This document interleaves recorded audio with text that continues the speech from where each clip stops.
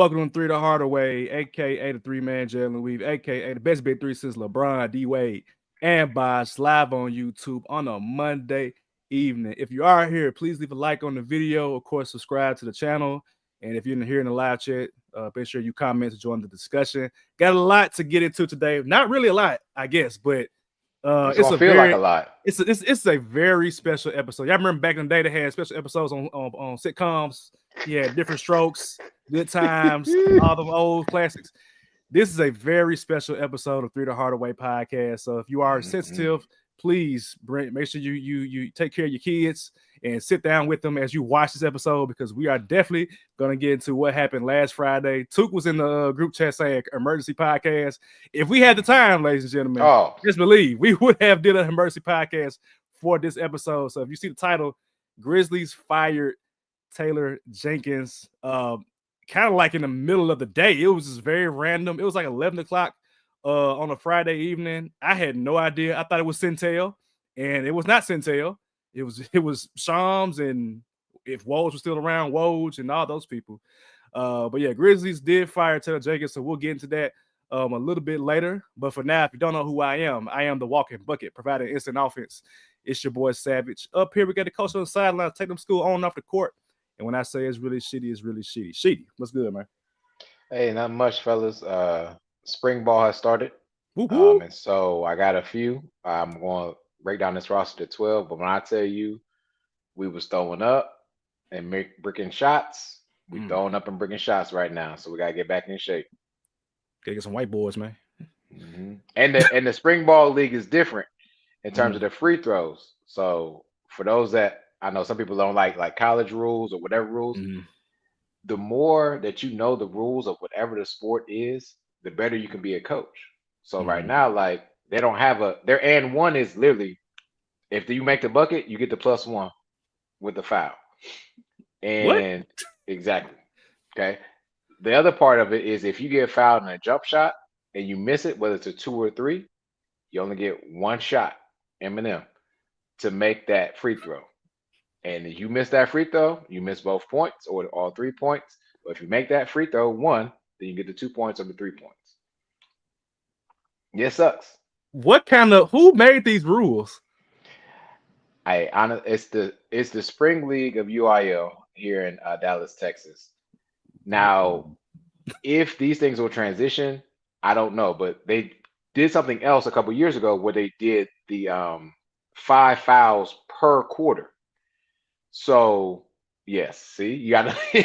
So after 5 team fouls in the first quarter, then you go to the automatic double bonus. It's not 7 fouls, right? It's not 7 fouls throughout the half.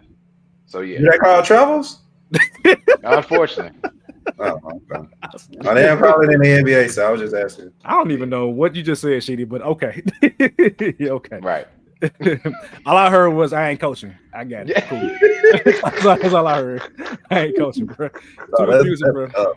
Give me the old school rules. Give me 7 fouls, leading to the 1-and-1. Then I think 10 fouls, double bonus. I'll take that. Anyway, we also got your favorite DJ, the Sapp man himself, Mr. Teshkir too. What's good, bro? Ain't not much, bro. Beautiful Monday. Hope y'all having a good time. To answer your question, I've only heard the Drake Nokia song once, and I left it at that, bro. It's a good song, man. It's a good song. Video came out today, ladies and gentlemen. I mean, shut it. And Luther probably gonna come out next week. So, cool. I told y'all what I want from the boy, bro. Just take a break. It's too soon to be hearing. This is a break, technically. Yeah, how long of a break? If I would have heard this song last year or next year, I'm sorry. If I would have heard this song next year, I'd be happy. I probably would have heard it more. Okay. I'm just not trying to hear the boy right now, bro. I feel you. I respect it. Speaking of not trying to hear anybody, Marvin Sapp.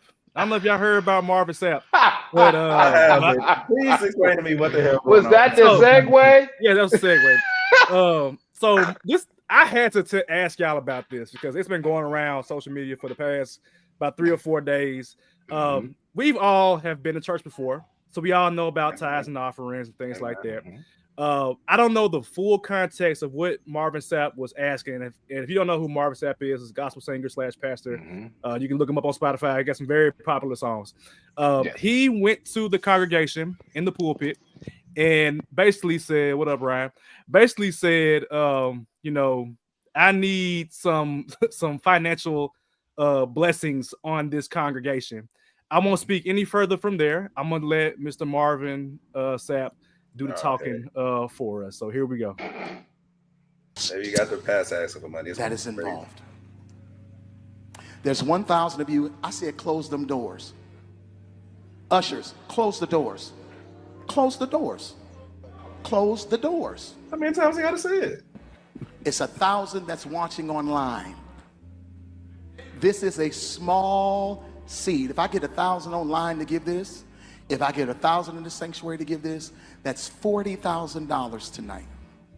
Now, everyone up here, we've all sold and seeded, but I need everyone standing up here with us, with me, to plant a seed of $100. Because again, it costs to sit up here.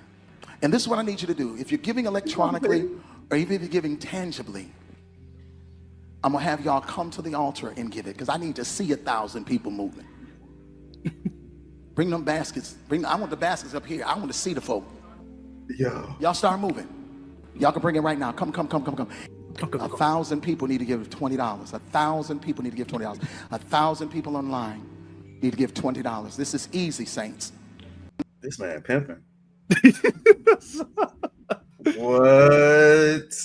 So as I'm trying to figure out what the hell we doing, what the hell's wrong about I'll fix it later. But yeah, as we're going through that, man, I go to church. I think everybody knows that. And there we go. And I understand the concept of giving. I understand we have different ministries that we give to. I'm actually part of a mercy ministry where we have money in our church fund that we give towards the congregation when they are in dire need. Like that's part of what I do at my church.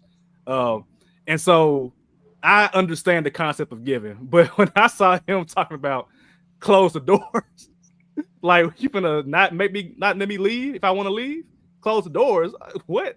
I'm hard headed, bro. I'd be like, let me give it a try and see what happens if I go to this door and try to say I can't leave. I wish somebody would say that. I wish a nigga would. Clearly, Brian said never would have paid it. Never. So, too, this is the first time I've seen it too. What's your reaction to what? My first reaction is how much did he get? I want to see videos of people actually going to the altar for one. But two, I'm thinking he a bigger pimp than Pimp Parsons. Shout out to Pimp Parsons for still pissing people off. That's a lot of peace right there. But three, like what? I understand that, of course, like you say, you need money to do X, Y, Z. We don't need to know the reasons. But you just put an amount on it. Like it's like if you don't give me 40,000, you ain't leaving. Like that's crazy. Like I remember Uncle Shannon tweeting something about my Panthers having to do that in the summer. And in order for the Panthers game's free, but in order to leave, you gotta pay a good $20. Like he just pimped them folks, bro. So at the same time, I want to know if he achieved his goal. At the end, he did. I said, me too. I want to know too. and I want to know what he did with it or what he's doing with it currently. That's insane, bro. Because like $20 is not crazy. That's not a crazy amount. What's crazy is close the doors, and we need to do this right now. Like it's in the Bible. God wants a cheerful giver, bro. Like you don't give the amount that you tell me to. Otherwise, I'm not being cheerful when I give that amount. It makes no sense. He said the people behind him were supposed to pay. You're supposed to pay them or something, right? I'm up here with you. What you sewing? Exactly. They the ushers. Like you trying to get the ushers to get like, come on, you supposed to help them out. They there for free, or you supposed to pay them or something. Y'all need to ask more of them to what they doing. They already doing a lot, bro. I will say I also attend church as well. I like the mercy ministry. I'm not a part of a ministry yet. I'm their ministry right now. But one thing that deterred me, I will be honest with you, one thing that deterred me when I was younger going to church, I have no problem saying this. I was about 7 or 8 years old. And I remember the sign that read, "Money cometh." And that was all my pastor preached about in Columbus, Ohio. And he's got a really big church now. And we left the church because all they were talking about was money, helicopters, all this other stuff. So I'm anxious to see, will this continue with him? But also, there's two different numbers he gave. First, he said 100. He needed everybody to give $100. Then he said $40. Mathematically speaking, I don't know what he was trying to accomplish. To y'all's point, I think so. So what he said was he wants the congregation. There are 1,000 people in the congregation. He so wants the $20 members to give $20, and then he got 1,000 online. That's 20 right there. 20. So 20,000 online, 20,000 in person. I don't know what that 100 would play in, or how many people on the elders and deacons would give $100. 5 people to get out. Right. If you try and get out quick, you got the VIP line. You go 100. Not the Disney World pass. Yeah, we just told it. Pass the line. VIP sections in church now. Can I get out now? There we go. There we go. Wait. So if I'm online, and I don't give, what you got lockdown browser where I can't leave, close my browser. You see what happened? They're gonna have a Patreon next week. There it is, right there. There I'm it is out. right there. We can't see now what happened to the feed. Somebody gonna come in and put their finger over.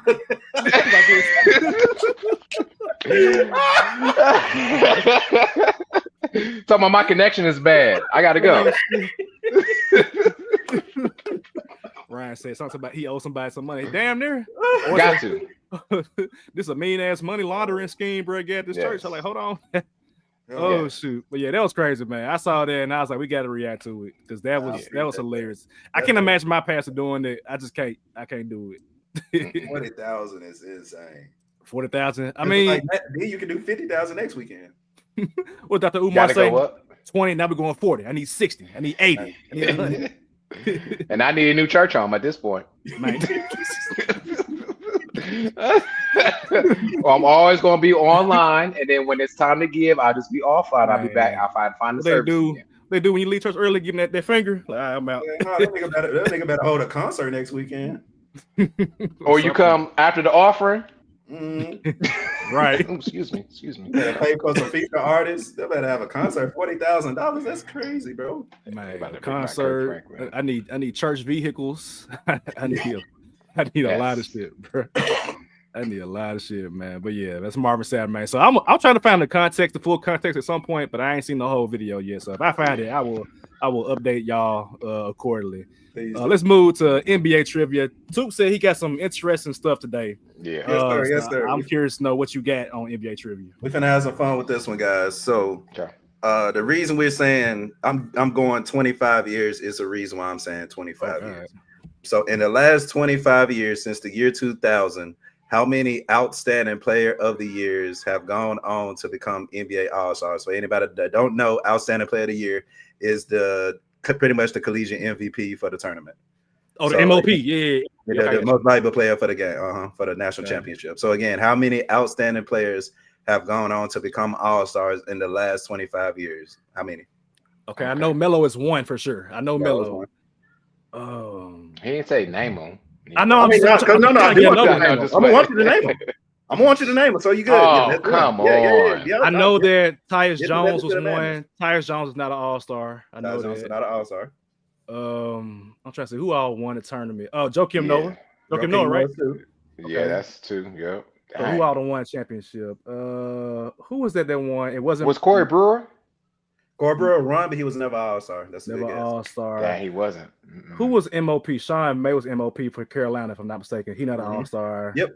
Absolutely right. Dude, who else won? UConn. Was Okafor ever All-Star? Okafor? No, but you on the right track with UConn. Ben Gordon? Rip Hamilton? No, Rip was gone. Damn. Kemba Walker. Kemba. Okay, Kemba. That's three. And to be honest with y'all, there's only one more. Dang, I was gonna say 8 altogether. Dang. Okay. It's one more. I don't want y'all to keep guessing. It's one more. One more. Okay, I'm thinking about champions. He won it the year after Kemba Walker. Year after Kemba Walker. So not Shabazz Napier. That's crazy. What conference is? Did you know what conference is in? I think it's SEC. Uh-oh. Yeah. So Florida had double. Wait, hold on. I'm sorry. Let me. Kentucky. AD. There we go. Okay, good. So the answer to the question, it was Carmelo, Joakim Noah, Kemba Walker, Anthony Davis. I say that to ask this. The last time an outstanding player of the year was in 2012. So that's 13 years ago. Damn. Does the NBA need Cooper Flagg to win the tournament this year? Because if you think about it, that's 10 years of really not knowing the outstanding player or not having a quote unquote all-star as an outstanding player. And I think so. It's been 13 years since we all-star from Anthony Davis was the last one. Damn, that's crazy. So if you think about the reigns going down, it's like we know who Melo was. We saw Joakim Noah win 2 in a row. Kemba Walker was a killer.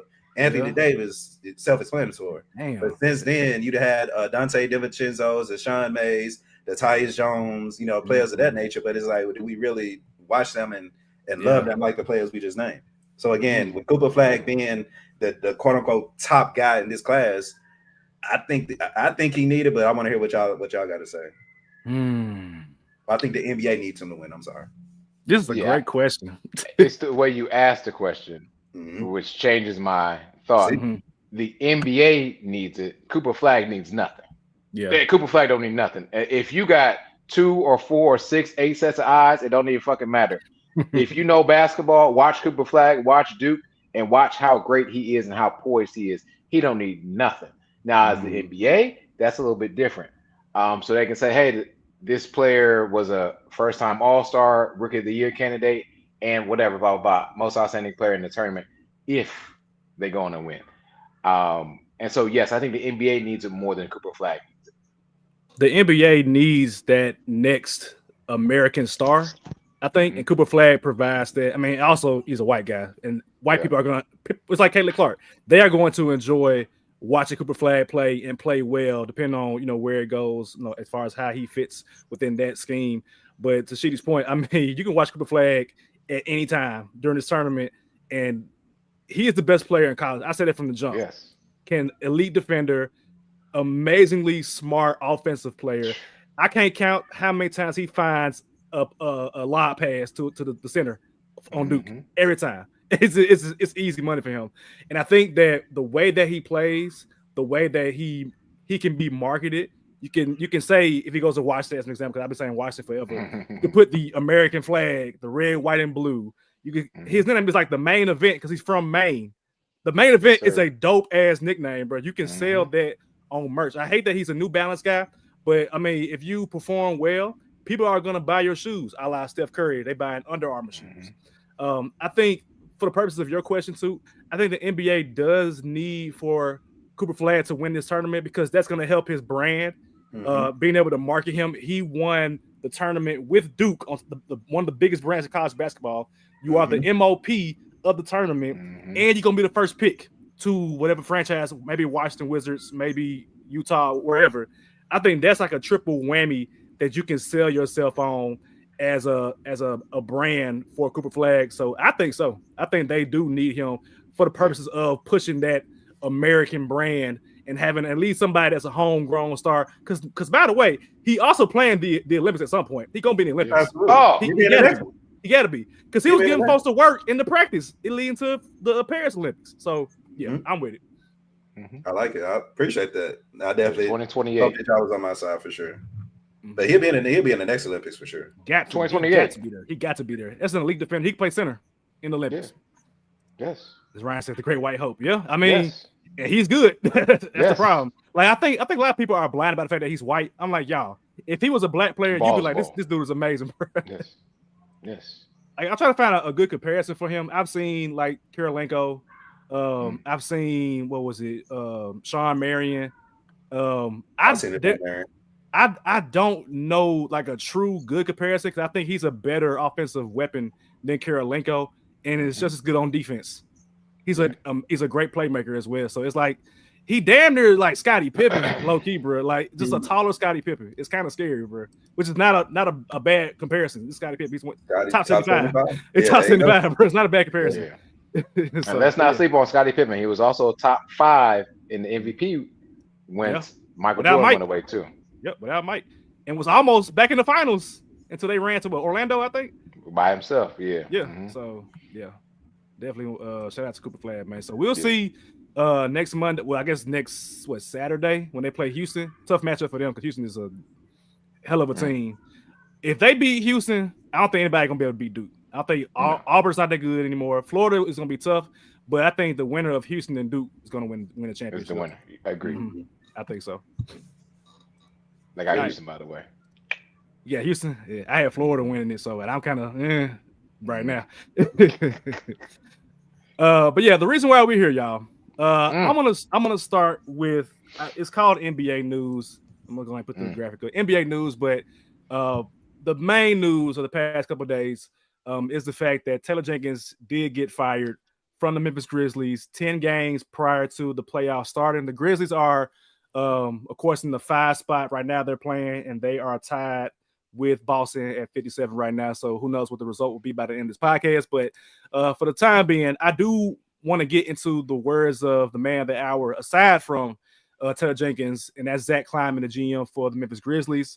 He did an interview prior to the Lakers game to kind of explain why he chose to, let go of Taylor Jenkins.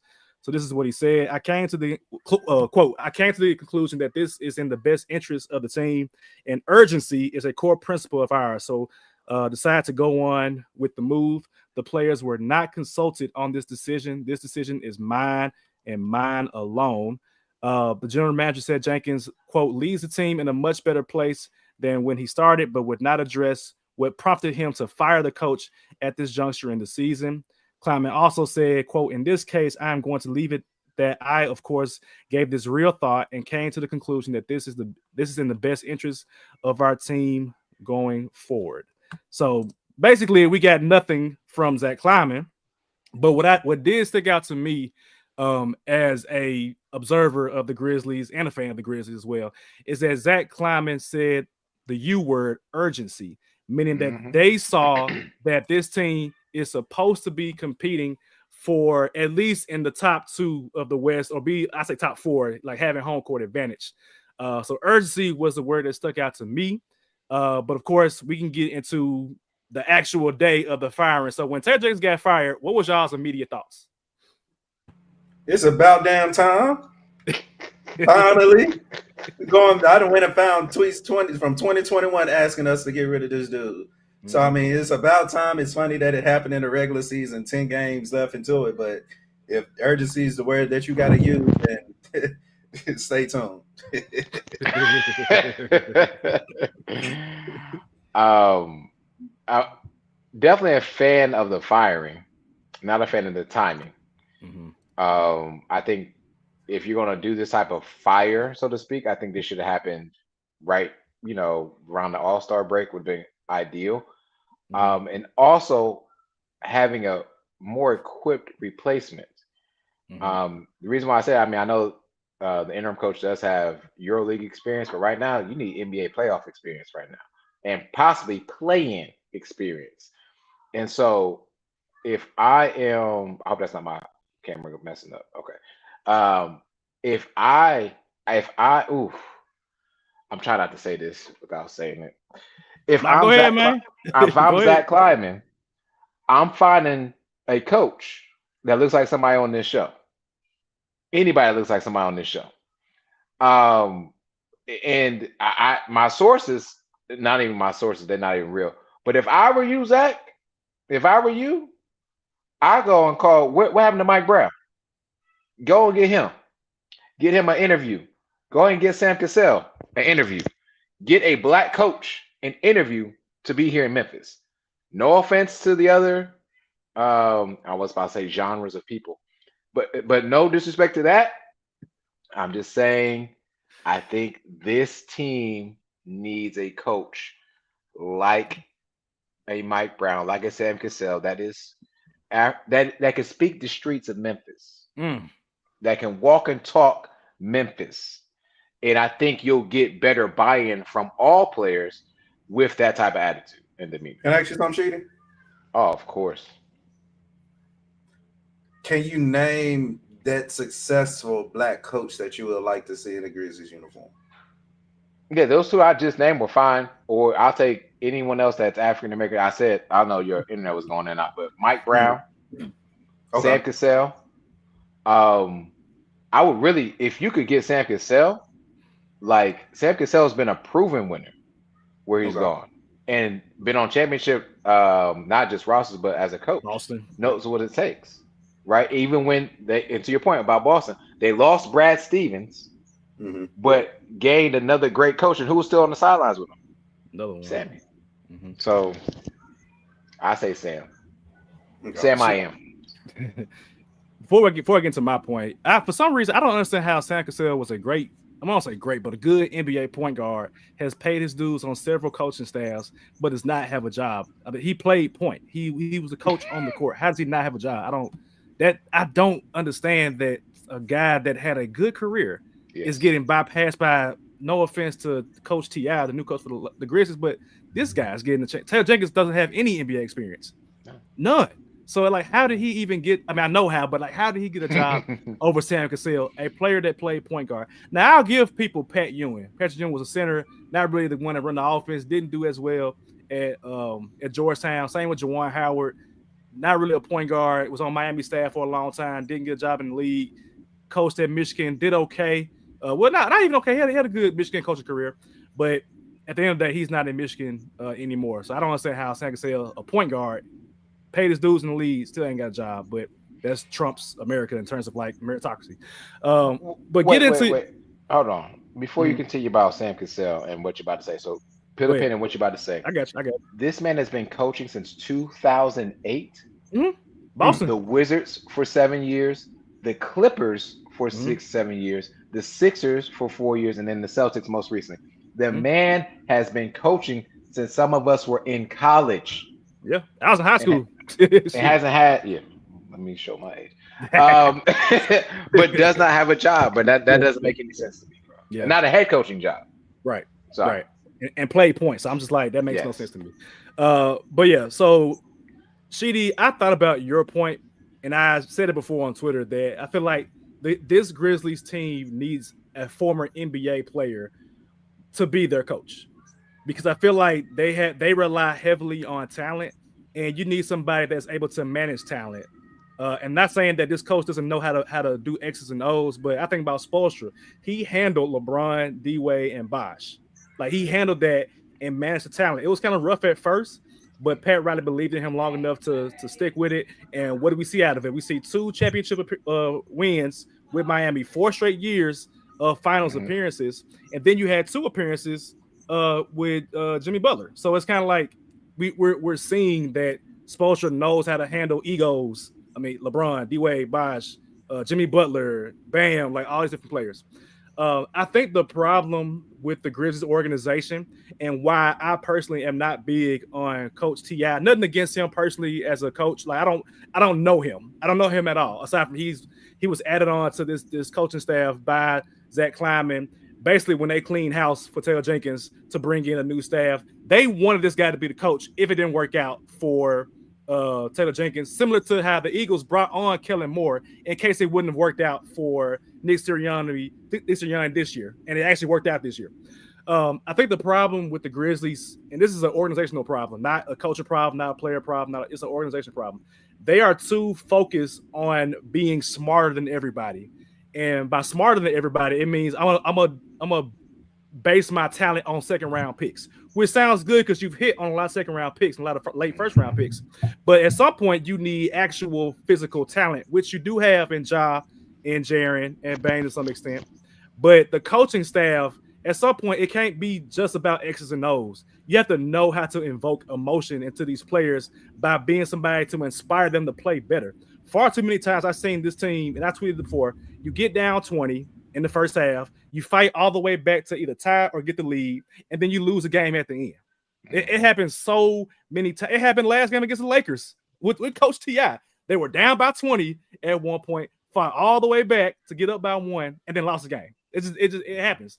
And I think the problem there is that there is no emotional, inspiring voice in that locker room. I don't know if it's Coach T.I. I don't know if it's Coach Carter. I don't know if it's anybody else on that current coaching staff as it's currently constructed. But I feel like the team alone, you have talent to win games. We've seen that from Taylor Jenkins. We've seen that in years past with the Grizzlies, other iterations of the Grizzlies. But I think with this team, with this young group of players, you need somebody that needs to show them how to be professionals. And what I mean by that is that stop getting your ass kicked every game by 20 at some point. Learn how to get into a defensive stance. Guard your man. No more of this double team and shit. Like, guard your man one-on-one. You are a millionaire. You should be able to guard your man one-on-one. I understand it's LeBron's in the league. I understand, I get that Luka, all that. but we can't afford, based on our deficiencies, we cannot afford to constantly do double teams and kick it out, and you got players wide ass open every game. The Lakers hit like 24 threes the other day. I'm like, at some point, we got to stop doing this madness with how we defend, how we play, how we coach. So I agree, Shitty. We need a coach that has been there, that has done that. Somebody on Twitter said get Rajon Rondo. I ain't saying get Rondo, but Rondo is a damn smart player. Now, he got problems legally. I know that. But somebody along those lines, I think about, like, for example, Ime Udoka. Udoka knows how to handle his business and get his players to play right. To the same coin, Joe Mazzulla, he not even the most like loud and boisterous person, but he has like for lack of a better term, he has an aura about him that inspires his players to play well. We don't have that. We didn't have that in Taylor Jenkins. Because I remember 35-9 in the playoffs against the Lakers. You called 3 timeouts and nothing changed. Nothing changed. And I don't know Coach T enough to have an opinion about him, but that's what I think the Grizzlies need. They need an emotional leader on their sideline. Go ahead, Grizz father. Right. I don't even know where to start. Because one thing that I saw, and I want to talk to y'all about this as well. My big brother Tim Joyner, shout out to Tim Joyner. He tweeted something or had an Instagram post yesterday, and it got me thinking, like heavily, like literally for the last 24 hours. And I definitely want to know y'all opinion about it as well. And because I got my answer and I know what's the reasoning behind it. But has the Grizz done, as of today, has the Grizz done a good job of transitioning from the core four, from the grit and grind Grizzlies? And the reason I asked that is because, and I'm going to answer as well, I'm going to say no. We have not done a great job of transitioning from the core four, from the grit and grind to what is, I guess we want to call the Grizz era. We drafted pretty well, but we ended up, one, overpaying for a player that's not going to ever be an all-star and making him the highest paid player of the game. Player of the team. Mm-hmm. We got rid of all of our veterans. We end up having a coach that we've had to question for the last 3-4 years. And we got, again, with the superstar that we have, end up with legal troubles. You know what I'm saying? It's a bunch of things that have me looking at one person specifically and being like, all right, it's time for us to really put some fire under your ass. And that dude is Rich Kleiman. Rich Kleiman, you went from literally having the veterans that you needed on this team and being a number 2 seed, not only being a number 2 seed, but being right there as far as being that team in the West. And then your superstar goes and says, oh, we're fine in the West. Then he gets in legal trouble. And here we are now. Rich Kleiman, we've been telling you for 3 years that this coach ain't it. So now what you're going to do, you're going to go ahead and hire somebody who may or may not is making our superstar feel uncomfortable. That's issue number 2. Issue number 3 is, how are you going to deal with this summer knowing that you're going to have to pay again Jaren Jackson Jr. $50-60 million? When again, that'll make our superstar the 3rd highest player on the team. Granted, he done had his legal issues, but John Moran is a freaking superstar. So now we're in a position of we're too young, we're too inexperienced. We drafted a rookie that we still got questions about. I wanted us to draft him, but we looking like we don't know how to play him. You know what I'm saying? So you jeopardizing our future already. Gigi Jackson was upon the time was looking like our starting 3, which, by the way, speaking of which, the most consistent small forward play we've gotten in the last 10 years has been from Dylan Brooks. And y'all know how I feel about him. So Rich Kleiman, again, you haven't had much success in transitioning us from the grid, from the grit and grind era to where we are now. Where we are now, again, we've had success with John Moran making it to almost the West Conference Finals. I think it was the West Conference Finals. Correct me if I'm wrong. But now you got me, the Grizz father, coming on here and saying, hey, this team that was once a top 2 seed in the Western Conference, we ain't even going to make it out the first round. So, yes, I'm bringing back the open season wing challenge, and I'm saying the Grizzlies would not make it out the first round. The Grizzlies would not make it out the first round, bro. And it's embarrassing because I'm not saying we don't have the talent to. Again, when I said the Grizz weren't going to make the playoffs, it wasn't because we didn't have the talent. It's because I saw shit that was, hey, John going to be missing games. Sit them. You know what I'm saying? Injuries going to happen. Boom, boom. We got too many youngins. They're going to need to play. Boom, boom, boom. It's the same shit that's happening. Ain't no change. And nothing We changed. still don't know who our starting small forward gonna be. We still don't have a closer outside of Ja Morant. We talk about y'all did a great job of talking about everything on the court with the coaching. It's starting in the front office. And I'm getting sick of it. As a Grizz father, I'm saying Rich Kleiman needs to be on a hot seat and it needs to be burnt. In order for the Grizz to take that next step, because we need to know what we're about to do. Are we gonna have Desmond Bane, who again is not gonna ever be an all-star in the Western Conference? Sorry, Des, love you, but you won't be an all-star in the Western Conference, but you getting paid like one. CJ McCollum. Are we about to pay Jaren Jackson Jr. again, a 6'11" defensive great who can't even get 6 rebounds a game? And what are we gonna do with Ja Morant, who we can barely see play? Damn. I'm depressed now. Think about that. Like you literally went through everybody and was like Bane will never be an all-star. He makes $22 million more than Austin Reeves, who has comparable numbers this year. I don't want to hear nothing about he playing with LeBron. You still got to put the ball in the hole. Still got to put the ball in the hole, bro. And he's doing that and getting rebounds and getting assists. I don't want to hear about he playing with Luka and LeBron. I don't want to hear that. So that's one. Two, you said Jaren. Hey, Jaren and rebounding, like I would prefer my big man to rebound and at least get 7, 8. But he be getting he had 2 one game. I'm like, come on, man. You 7. Come on, man. I get it, but whatever.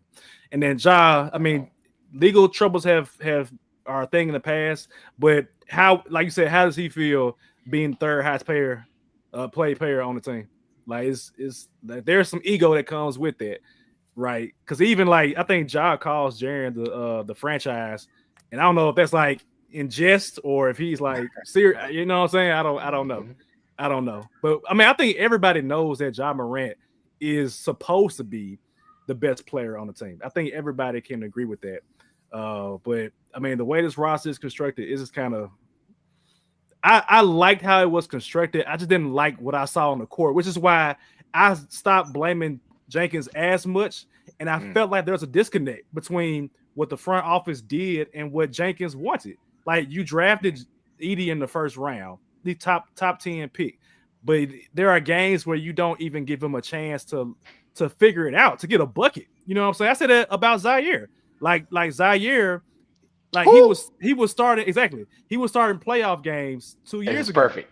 Come on to finish this. I want to finish this right after you get done. Come on. Okay, go ahead. He was starting playoff games 1 year, and then was on the bench the next year. I'm like, what? Go ahead, Sheedy. Go ahead. Oh no, perfect. I love that you brought him up. Right, that was one of the first major moves of Zach Kleiman. Right, during the draft was him. I just real quick. That was the 10th pick. Right. That was traded to New Orleans. So I just did this quick research. Right. After the 10th pick, by the way, Moses Moody, Al P. Shore, Trey Murphy III. Oh, we needed Al P. Shore. Trey Murphy. Jalen Johnson. Keon Johnson. I'll take Quentin Grimes at this point. Hold on. I got more for you. Herbert Jones. Herb Jones. I'm gonna just keep it at that for that. But anyways, that trade, right, was the Pelicans and Grizzlies. Those Pelicans players are doing pretty good albeit with what they got. Right. Yeah. Meanwhile, we did all that to do what? To send him all the way out to where you at? Brooklyn? Yeah. Doing what in Brooklyn? Doing that. Exactly. Yeah. And so to echo the point that you have said too, and that you have said, Savage, but more too, because I tweeted about this, I said bring Dylan Brooks on back. That's fine. You can say no, but you have not. You just said you've seen no development at that level from a player. I'm not asking him, but that don't mean still take a step back. No, but hold on. I'm not asking him to be the starter though. I'm not saying that. If he comes back and does his role, who are we? If he did his role, he would still be a Grizzly right now. Honestly, yes, he would still be a Grizzly right now. He was like you didn't want to play the Grizzlies because you had Dylan Brooks and Jaren Jackson Jr. We don't even play defense no more. Oh God, no, absolutely not, absolutely not. And last time I checked, once Victor left out the DPOY, I thought there was an upsurge and an uptick for Jaren Jackson Jr. It's Draymond. Crickets. So I say that, and there's one more I wanted to talk about for Zach Kleiman. You got number 9 and number 15. We was all we love Zach Edey, but that boy Khalil Ware playing way better than Zach Edey right now. Man, That's what I wanted. That's what I wanted us to get. Well, initially I wanted us to get Klingon, but Yes, he Kleiman got didn't right make the before. move to go up and get Klingon. Klingon fits perfectly. Set screen, shoot threes, block shots. That's what he does. And I said it before. I want us to have an athletic center next to Jaren. Somebody that's gonna do the dirty work, get blocks at the rim, get rebounds. And I like Zach Edey, but if y'all not gonna use him right, then why did we get him? That doesn't make sense. He needs a ball in his hands in order to kind of get going. He was a 40-point scorer in college, 40 points, 20 rebounds. You only playing him 20 minutes. What was the investment? And I think that's Zach Kleiman's biggest issue. And I don't think he's a bad GM. I think he has just some poor qualities that need to be cleaned up. So I think he's good at evaluating talent in the second round, in the late first round. But them top picks is a struggle. I mean, who was it? Zaire, Jake LaRavia. I guess Edey. I guess in this case, because you really don't have the coaching to align itself with the needs of the team. And I think that he's poor at making trades. I think he is a terrible trader. Terrible. Marcus Smart trade both ways. Terrible. Zaire Williams trade. Terrible. Jake LaRavia trade. Terrible. Like you gave up a first round pick to get rid of Marcus Smart. What? To get rid of Marcus Smart, who should have been still on the team right now, in my opinion. You need that veteran leadership. But I think he's a poor evaluator at the top of the draft, aside from when it was easy money with John Morant, and he cannot make trades. And I always make the Eagles parallel because I've watched the Eagles for several years, and Howie Roseman had the exact same problem. So let me ask you this, Savage. Go ahead. If you got issue with doing those two things, how are you still a general manager? Fair point. So Robert Parra, Justin Timberlake, I'm gonna need y'all asses to come to Memphis and get some shit going. If those are two of the biggest things as a general manager is to make moves in the draft well. And if you failed in doing that, then ironically we failed as a franchise. Yeah. Like we can't just gloss over that point, Savage. I'm sorry. We can't. You're right. We can't. We cannot. I think going back to the Eagles points, I make the Eagles parallel way all the time because I've seen it before. That's what I'm saying. The parallel between Howie Roseman and Zach Kleiman, they both are very intelligent. They both were young when they got the job.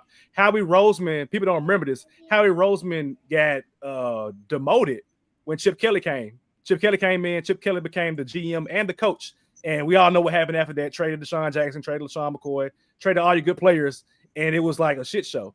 So in that 2-year window of Roseman not having the job, he learned to humble himself and approach things differently when it comes to trades, when it comes to drafts. Now, that being said, he still ain't like I say, he actually a good trading GM now because, I mean, AJ Brown and Saquon, and getting Saquon Barkley. But before that, he struggled with the trade deadline. He struggled tremendously. And he also struggled with the draft. He overthought stuff. Like, you bypassing SEC talent to get Pac-12 talent. Like, what are we doing? Go give me some SEC linemen. Don't give me no linemen from Oregon. I don't want that. Give me somebody at Alabama, Georgia, those types of things. Right. So I think the only way for Kleiman in this case, since he is getting the blame now, is he literally would have to get fired, or somebody would have to put pressure on him and say, "Hey man, look, if you don't get this shit together, we finna get rid of your ass," and we'll see. And that's why I feel like it's too easy for them to hire Isalo, whatever his name is, Isalo, to be the coach. This is Taylor Jenkins remix. I don't want Taylor Jenkins remix on this team. I need a completely different set of eyes. I need a new head coach, a new assistant, just to make sure is it the GM, is it the coaches, is it the players? We don't know who it is right now.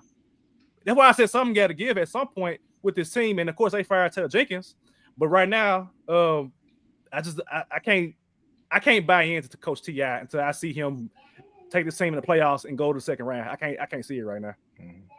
And also the narrative of the youngest team, I don't want to hear that either. Because if I'm mistaken, the Oklahoma City Thunder have been the youngest team to get the #1 seed in back-to-back years. Yep. So I don't want to hear it. Yep. On top of that, the Thunder parallel is kind of interesting because they saw that they traded James Harden to the Rockets, and they've been parlaying since that trade, parlaying that a decade down the road, to be honest. They still benefiting from that James Harden trade, which at the time is still crazy. Even in retrospect, it's kind of crazy because you had 3 and MVPs. Paul George trade. Right, but at the same time, it's like you had KD and Westbrook. You knew you couldn't pay all these players together, but I mean, they have had a pretty solid franchise, I would say, and the Grizzlies have too. But I feel like the Thunder have handled it better, and even right now, they have a crazy lead in the Western Conference that's validating the reason why they've made these trades historically. So the Grizzlies got to get out of that comfort zone. That's why I say on Twitter, like at some point you got to break this shit up and make shit uncomfortable, bro. Yeah. Apply some pressure to these players, these coaches, the GM. You got to make a move. You got to actually put your chips in at some point. You can't just constantly say I'm gonna get 2nd round picks and build my roster out of that. Can't do that. Yo, they got a 13.5 lead in the West. 13.5 games. They're done. They clinched the home court. They're done. Nobody else is even in the 50s yet. They in the 60s. Come on now. Mm-hmm. I want to hear leadership, bro. Mm-hmm. Leadership. From coaching, the organization, the GM. I hear you too. GM, coach, players. I get you. Mm-hmm. Yeah. So I'm gonna ask y'all this before we go to the E-Dash tour. Who do y'all think is to blame for Taylor Jenkins getting fired? Is it the players' fault, the front office fault, or is it the coaching? Is it the coach's fault? I think because, again, we've been asking for Taylor Jenkins to be gone, or at least for him to be better for the better part of 3 years. So it'll be hard for us to put, even though I just said what I just said about Kleiman, he still at one point gave him a pretty good chance to win. And we still question Taylor Jenkins' rotations. We've questioned his minutes. We've questioned, we got players that should or should not be injured at times that they should or should not be injured. I put quotes around there for people not watching. But at the end of the day, Taylor Jenkins got to look himself and say, could I have been better? And the answer is, hell yeah, I could have been better. So the answer for that is Taylor Jenkins himself. Okay. Yeah, I agree with your take that it is Taylor Jenkins. And I'll try to wrap this up really quickly. I'm a defensive-minded head coach. Defense is what I preach. So my assistants need to be offensive-minded because I need to hear from you what's going to work on this inbounds play offensively. But if we switch in this defense, I got this. Don't worry about this. So you need to, as a coach, understand your weaknesses and have your staff build you up for those weaknesses. Nobody talks about Ty Lue's deficiencies because he has other people on that bench helping him out. Former head coaches, Jeff Van Gundy and such. Somebody's got an incredible staff. I can't remember who that was, but they have 2 championship coaches as assistants. So you just have to build what's around you. Hey, listen, I'm not good at Steve Kerr had Kenny Atkinson and Mike Woodson and all the other coaches on the roster. Come on. You feel me? Mike Brown. You said he knew what he needed. So he got what he needed. That's it. Real quick, Savage, before we move on, my biggest fear for this Grizz team, as the Grizz father I am, who say stuff that end up coming true.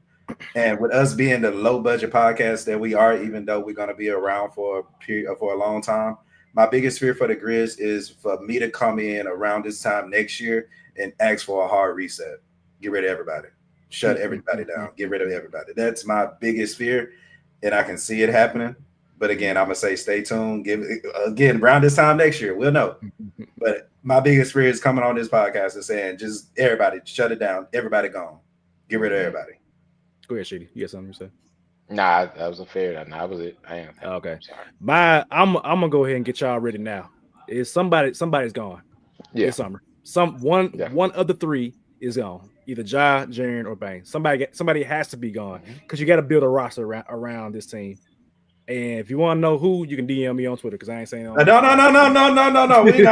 that. No, whoa. That's why you got me on this podcast. Who are you picking?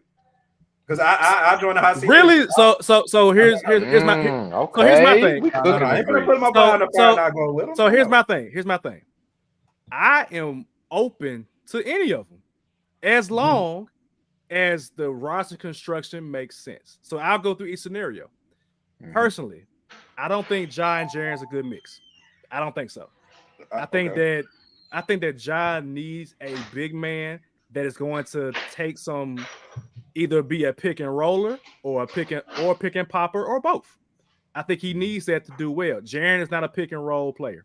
Jaren needs the ball in his hands to get going offensively, which is okay. I'm not saying me saying trade any of them is not discrediting any of those players. Right. I think it's a weird fit. After watching them for several years, I think it's a weird fit for what you want Ja to do, or what Ja's good at, and what Jaren is good at.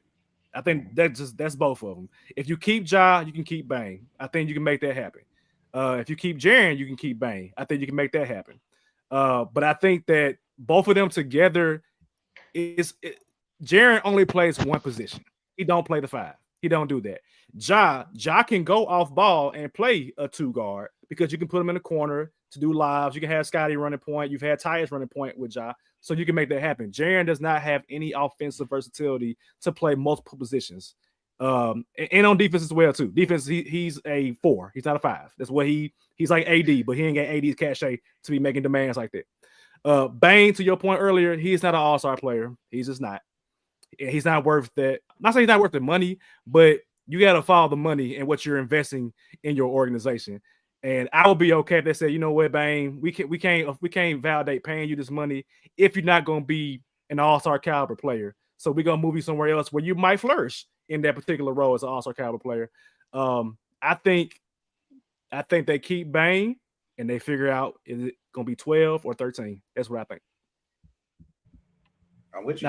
Now what I would do is differently, but what I think they would do if they made a move is you got to decide between Ja and Jaren, and I can't say who because I feel like Jaren does a lot of good for the city, does a lot of good for the NBA, and is overall a good soldier. I wouldn't be mad at them keeping Jaren. At the same time, if you trade Ja and you Memphis, that's a death blow to the city. It's hard, but it's time to get uncomfortable, ladies and gentlemen. It was hard for the Thunder to trade James Harden, but you got it. You have to take those chances in order to see yourself step forward. You have to. The Thunder have done it several times. Paul George, Melo, they just make sure they had Russell Westbrook trade. Like they do shit, and eventually they get to where they need to get to. So, I got y'all thinking. I'm not trading the superstar. That is Ja Morant, regardless, because I really do feel like he's going to have his redemption story sooner. I agree with that. And I don't necessarily want to trade Jaren, but seeing how he will eventually be the highest paid player on the team, and he can only play one position, I think there's more value in Jaren. It's kind of like when me saying you can trade Chef for Kevin Durant, right? You can trade Jaren for something and get worse defensively, but you can get the better flow, a better player to fit with this offense. And like I said, the fact that I don't see too many pick and rolls with Ja and Jaren. And the fact that, again, even though Jaren got 7 rebounds tonight at halftime, well, it was halftime, thank God. But you got to hold your breath for that to happen. And for you to be 6'11", 7 foot, that's effort. Like, you're becoming better offensively for sure. You got a DPOY, so your contract going to be, a little better. There's value in that. But do I see you fitting long-term with this Grizz team, especially because you got a Zach Edey who you should be playing more? I think Jaren should be the more expendable. You can post this, and we can have all the Grizz Twitter trolls. We ready for y'all.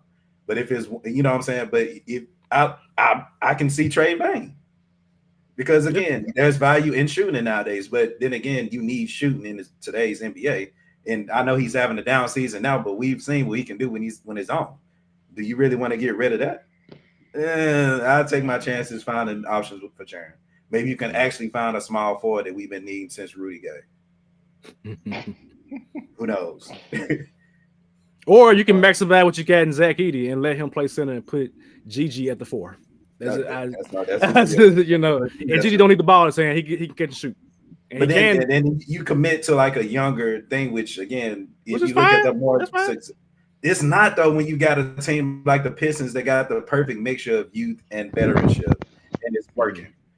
With a team like OKC, you got the perfect mix of youth and veteranship. You know what I'm saying? We ain't got no veterans on this team. I think if you trade Jaren, then you can get that veteran leadership on that team.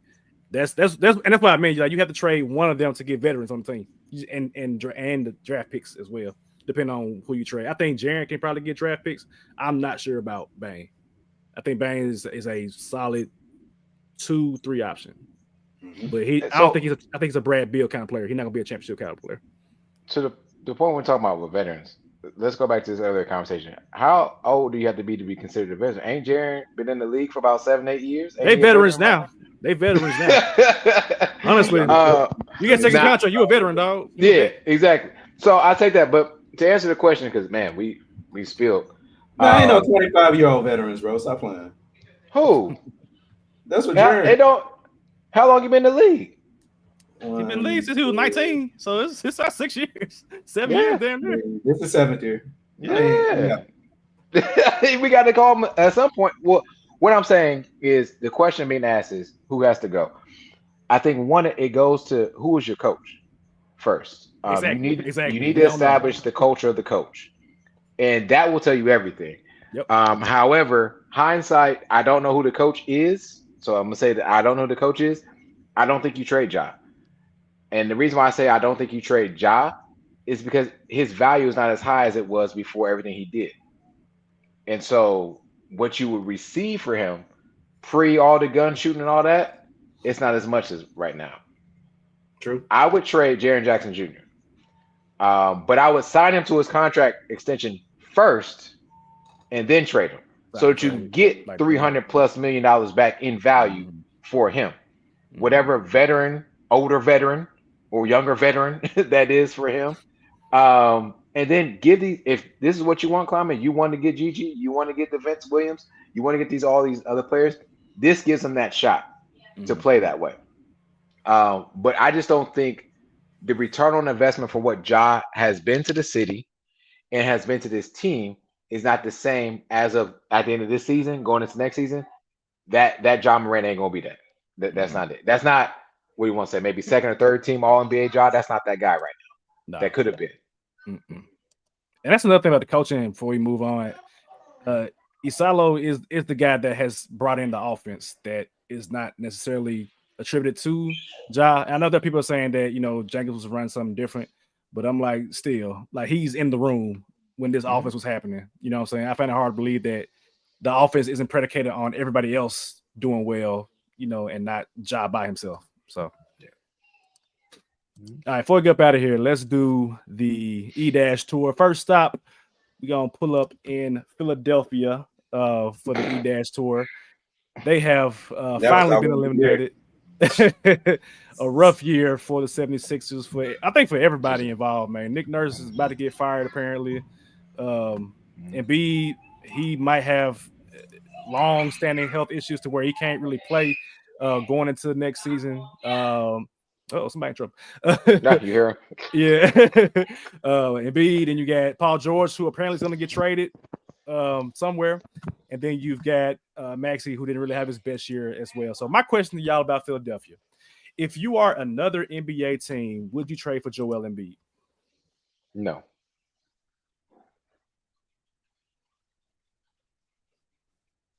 You want my why behind it before two? I'm looking at two just looking like. Okay, go ahead.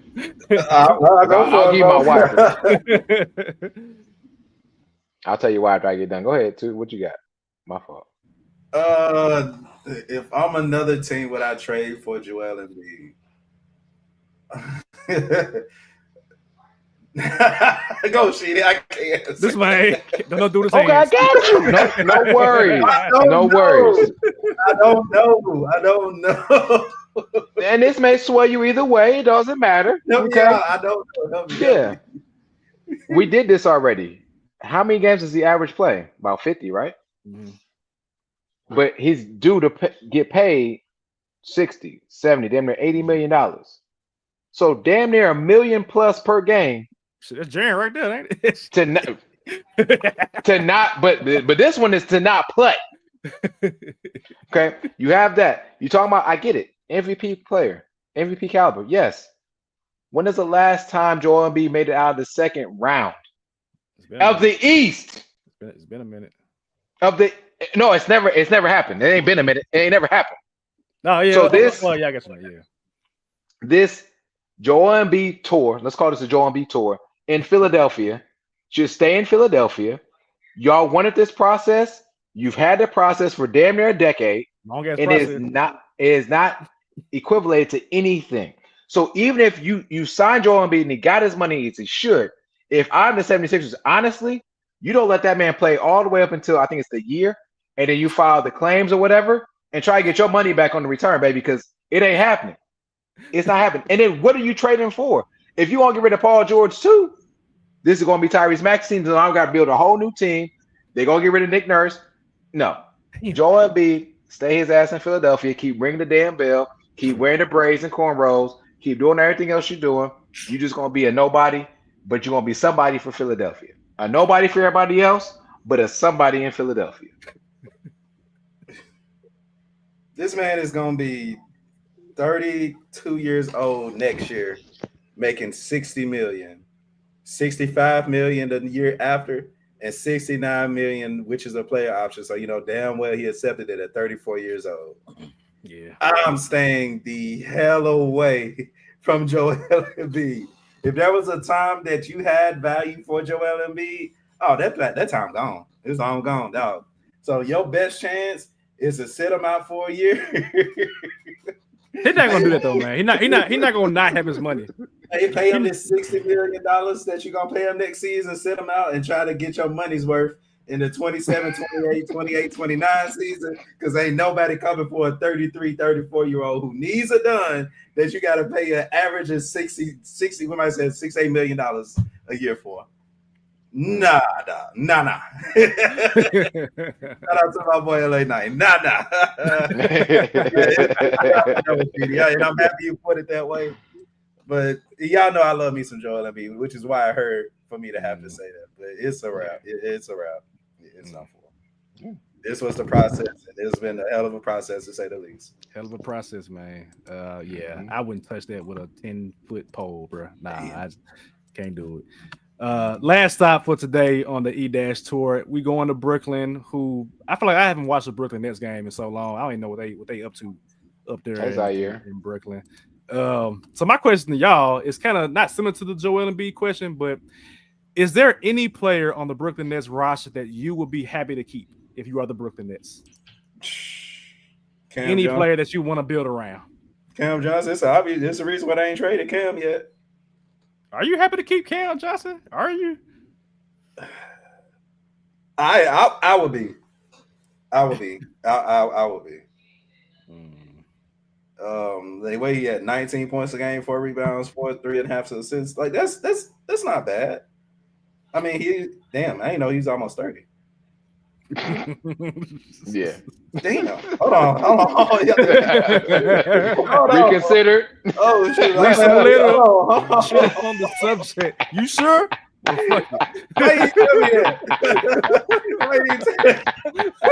He just let me keep talking. Read some literature. About them. You know what I'm saying? Say, okay, so here's their roster. I'm gonna go through their roster. You tell me yes or no. You don't got to. No. Dark Whitehead. Who? Okay. D'Angelo Russell. He plays good for Brooklyn. That's all I can say. That's true. Cam Johnson. I mean, I guess keep him. I'm gonna say yes still, man. That's my dog Cam, bro. Okay. Reese Beekman. Who? Okay. Zaire Williams. Who? No. Trendon Watford. A Whopper? No, I don't want the Impossible Whopper. No, I'm good. A trending Whopper. Tyrese Martin. Okay. Tyson Etienne. Okay. Tosan. The running back? Exactly. Tyson Etienne. Tosan Evbuwam. No, you done messed that all. No, that's yeah. I'm going to go him. DeAnthony Melton. Mel, I'm rocking with Mel, bro. Y'all know this is my dog, bro. Day'Ron Sharp. No, okay. Noah Clowney. Okay. Jalen Wilson. No. Okay. Cam Thomas. Not Cam Johnson, Cam Thomas. I mean, might as well. Shout out to my dog, averaging 24 a game, bro. I'm keeping Cam Thomas, dog. Okay. Drew Timmy. Even though you can get anybody get buckets on the trash team. I know. That's true. Hey, Drew was playing the other day. Drew Timmy was hooping. Got the call up. Yeah, he was hooping. Maxwell Lewis. Okay. Nick Claxton. To your boy, Nick Claxton. Highest paid player on the team. I think they're gonna retire his jersey in Brooklyn. He like the Nick Collison of the team. He really is. He played for a long time with them. They're gonna be. That's gonna be a legend in Brooklyn. Hey, how long he been there, bro? I'm about to look it up right now. Okay, let's see how long he been there. Nick Claxton and Keon Johnson. Okay, great answers, ladies and gentlemen. 6 years for right now, and I don't see him going nowhere else. 6 years, because then nobody gonna pay him. Nobody wants him. I think he been trade rumors for like 3 years. Nobody want that man, bro. Remember he was on the free agent market, but nobody wanted him, right? Mm-hmm. That's why he signed with Brooklyn to take the max money. Right, went back to Brooklyn. So that's a wrap for Mr. Claxton. So between Cam Johnson and Cam Thomas, okay, and I don't think those are any type of players you can build around, to be honest. So no, they have no building blocks in Brooklyn. On top of the fact they don't even have a solid first round pick. They traded it away, if I'm not mistaken. I think the Thunder might have it. The Thunder might have it. They do. Thunder do got it. The Thunder might have it. Yep. Wow. So. And then they get the New York Knicks and Milwaukee's first round pick, which ain't gonna be good because they're high performing teams right now. Yeah. So they have no means of making their roster better, and I just can't see it from Brooklyn, man. So you look up something real quick before we get back here. I think they do got their pick. I'm looking. It said they negated a previous. I think it's a pick swap. It's a pick swap. Yeah. Mm-hmm. And if I'm the team that get the swap, I want your pick if it's top 10. Let me get that. Thunder. Let me get that, bro. This is what it's gonna be. Dumbass franchise, bro. They've been doing dumb shit for a long time, especially with them jerseys. Yeah, it's time for an upgrade with them. It's a whole new color scheme, just everything, bro. Just go back to New Jersey, bro. Yeah. Come on, man. God, dog. What are they? They done lost every game since the turn of the century. God, I mean, damn. They didn't score. They do nothing in March. 1, 2, 3 wins in March, but you lost about 52 of them. God, dog, bro. No, they call them the Brooklyn Bricks. Ain't done that about that. Tough sledding, bro. Tough sledding, man. That's why I asked them, like, they have nothing that's redeeming about them. If I'm a coach, I would not go there. I don't want to go for what? Ain't nothing popping there, bro. You ain't the Knicks anyway, so it's tough, man. It's tough, man. All right, man. Look, it's an hour and 7 minutes, bro. We did good today. We did good today. We ain't go over 115. So I'm gonna wrap this up so that Sheedy can get to handling his business. Next week we'll have a special guest interview on our show. We'll get into some NBA as well, but we got a special guest coming next week. We'll have more about that next Monday. But until then, stay safe, be blessed, peace out.